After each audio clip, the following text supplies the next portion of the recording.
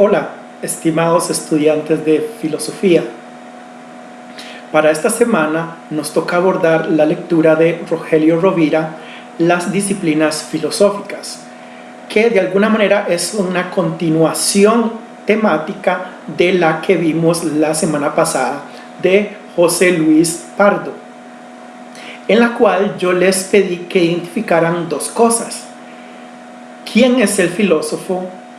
Y segundo, ¿qué hace el filósofo? En esta lectura de Rogelio Rovira nos vamos a enfocar en las diferentes ramas en las que se divide la filosofía, para tener una visión más integral de lo que es la filosofía. El autor empieza diciendo que la filosofía se caracteriza porque busca extraer de los datos que estudia lo más universal, válido y perenne. Universal significa aquello que es válido para todos, y perenne significa aquello que se mantiene constante a lo largo del tiempo. Hay una distinción entre conocimiento y opinión que formuló primeramente Platón. Platón decía que la opinión no es interesante porque no tiene valor de verdad, dado que no es perenne, cambia a cada rato. Una persona un día piensa X y al otro día piensa Y. En cambio, el conocimiento es interesante porque tiene valor de verdad, y esa verdad se constata en el hecho de que permanece con el paso del tiempo. El conocimiento es algo estable en este sentido. Luego de hablar de lo que caracteriza la filosofía en general y decirnos de que aunque haya muchas ramas, la filosofía es una, aborda cómo los primeros estoicos, que fueron una corriente filosófica de la antigüedad, dividieron la filosofía. Los estoicos, para hacerlo, utilizaron la imagen de un animal. Dijeron que los huesos y los tendones del animal se corresponderían con la lógica, la sangre y la carne se correspondería con la física, y el alma se correspondería con la ética. Rovira nos dice que hay que cultivar todas estas ramas de la filosofía de igual manera, tal como cuidamos nuestro cuerpo de manera integral. Para Cicerón, que también fue un filósofo estoico, la ética trataría sobre la vida y las costumbres, la física sobre la naturaleza y las cosas ocultas. Por cosas ocultas aquí debemos entender, por ejemplo, la existencia de los dioses o de Dios. Y la lógica trataría sobre la verdad y la coherencia de las proposiciones o los enunciados. En la época moderna, un filósofo muy importante que se llama Immanuel Kant va a seguir esta distinción, pero ahonda un poco más y propone algunas enmiendas. Por ejemplo, Kant dice que la filosofía trabaja dos partes. Trabaja la forma y la materia del conocimiento. La primera es la filosofía formal o lógica, que no trata de alguna materia determinada de conocimiento, sino aquello sin lo cual ningún conocimiento sería posible. Básicamente, lo que trata la lógica es del uso de la razón en general y las leyes necesarias que lo rigen. La segunda parte es la filosofía material o real, y esta trata dos materias de conocimiento: el teórico y el práctico. El teórico trata de lo que es, de la realidad en cuanto tal, y el práctico trata de lo que debe ser, qué estado de cosas deberían ser o deberíamos tratar de traer a la realidad. El teórico es explicativo y descriptivo. El práctico es un conocimiento principalmente normativo. Ahora bien, Rovira pasa luego a hablarnos de las disciplinas filosóficas cultivadas en la actualidad. Y aquí nos va a mencionar, por ejemplo, la lógica, la epistemología, la metafísica, la ética aplicada, la filosofía política y la historia de la filosofía, y nos va a describir en qué consiste cada una de estas disciplinas. Empezando por la lógica. Rovira dice que la lógica trata las leyes formales del pensamiento, leyes que son universales y necesarias, válidas para todo pensamiento. Aquí es importante hacer una distinción entre pensamiento y razonamiento. Realmente la lógica trata el razonamiento.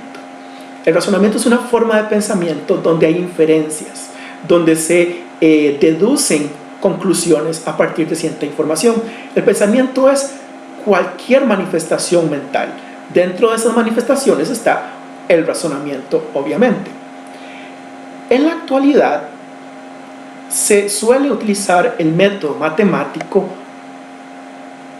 aplicado a la lógica. Por ejemplo, se utilizan axiomas, definiciones para sacar teoremas lógicos. Luego tenemos un área de la filosofía que es muy interesante, que es la epistemología. La epistemología lo que significa es teoría del conocimiento, y esta trata de la naturaleza, origen y valor del conocimiento. Trata de la naturaleza, cómo es el conocimiento, del origen, de dónde proviene, si proviene de la razón o proviene de la experiencia, y el valor del conocimiento, que es básicamente su verdad. También trata sobre la posibilidad del conocimiento. ¿Es posible el conocimiento o no es posible? ¿Es posible conocer algunas cosas? ¿Y qué cosas no se podrían conocer? Por ejemplo, es posible conocer las propiedades químicas de la sangre, pero ¿es posible conocer a Dios? Y las formas del conocimiento. No todo conocimiento es racional, discursivo. Hay otros tipos de conocimiento, como el intuitivo, que es directo, es inmediato, mientras que el conocimiento racional, discursivo, es mediado por diferentes procesos mentales. Luego tenemos la metafísica y la ontología. La metafísica lo que significa es más allá de la física. Trataría, por ejemplo, cuestiones como los números, que son entidades no físicas ideales. Trataría de las ideas y trataría de Dios.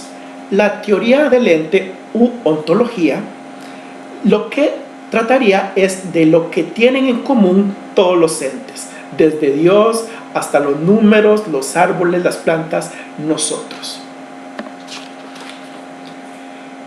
Luego está una rama de la filosofía de mucho interés para las personas, que es la ética o filosofía moral. Ética viene del término ethos, que significa hábito, y moral viene de la palabra mores, que significa costumbres. Ambos hábitos y costumbres se supone que forman nuestro carácter moral. El principal problema de la ética o filosofía moral es cuál es la mejor vida que podemos vivir. De este problema se derivan otros secundarios. Por ejemplo, ¿qué debemos hacer? ¿Cuáles son nuestras obligaciones como personas, como ciudadanos, como profesionales? ¿Qué es el bien? Obviamente, yo puedo decir que el bien es lo opuesto al mal, pero es una definición que no es convincente. ¿Es posible dar una definición convincente del bien? Algunos dicen que no es posible, que es algo que uno sabe pero no puede definir. Por otro está la pregunta: ¿qué son los valores morales? ¿Cómo hacemos para diferenciar los valores morales de otros tipos de valores? Por ejemplo, los valores monetarios o los valores estéticos. ¿En qué se diferencia la belleza de la bondad? La ética tiene subdivisiones, una de las cuales es la ética aplicada o filosofía de la acción, que analiza las cuestiones morales específicas, como por ejemplo el aborto, es permisible moralmente el aborto, el tema de la sexualidad, cómo debemos vivir nuestra sexualidad, podemos juzgar la vida sexual de las otras personas, nuestros patrones de consumo, y trata también de los avances tecnológicos que nos afectan como sociedad. Por ejemplo, los celulares han sido un gran avance tecnológico, pero afecta a las personas porque muchas personas se convierten en adictas al uso de los celulares. El uso de la tecnología es un asunto ético y la ética aplicada trata eso en específico. Luego viene otro tipo de disciplina que es la filosofía política, donde también se habla de filosofía del derecho y filosofía social. La filosofía política trata sobre todo el Estado, de la naturaleza del Estado, qué es el Estado, el origen, cómo se origina el Estado y los límites que debe tener el Estado. También está la filosofía del derecho, que trata sobre la ley y constituye una reflexión sobre las razones que nosotros tenemos para obedecer la ley o para desobedecerla.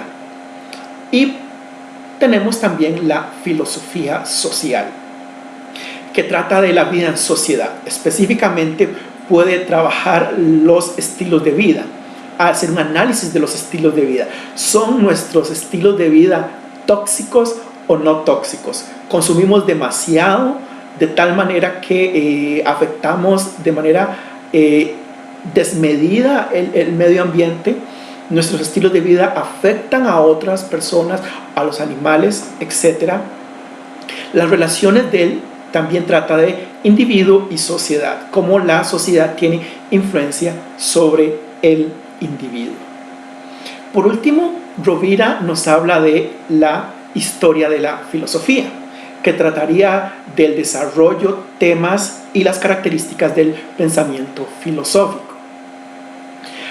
Creo que el problema central que tiene en la actualidad la historia de la filosofía como una disciplina es que o se enfoca en temas o se enfoca en autores, o se enfoca en hablar de la historia de la vida de cierto autor, o se enfoca en hablar de la historia de cierta idea, cómo se desarrolló independientemente de quién la desarrolló. Igualmente, la historia de la filosofía puede abarcar ambas cosas, pero tradicionalmente se ha enfocado más en autores que en temas. Y nos dice Rovira que para hacer historia de la filosofía se debe partir de una filosofía de la historia. Una filosofía de la historia es la concepción que yo tengo de la historia. Yo puedo tener una concepción de la historia como un continuo progresivo, pero también podría tener la idea de que la historia avanza por medio de saltos, es discontinua. También puedo pensar que la historia tiene una finalidad, se mueve hacia un objetivo, o la historia no tiene ninguna finalidad, ningún objetivo. Básicamente la historia es un proceso sin sentido. Pues bien, hasta aquí lo que tenemos para esta semana. Para la otra semana vamos a abordar otras disciplinas de la filosofía que se trabajan en esta lectura de Rogelio Rovira. Les voy a dejar una tarea. Identifiquen cuál área de la filosofía les llama más la atención y me dicen por qué. Para la otra semana, como les dije, continuamos con la lectura de Rovira y posiblemente nos vamos a ver por Zoom. Entonces necesito que estén atentos a eso. Terminamos. Buenas tardes.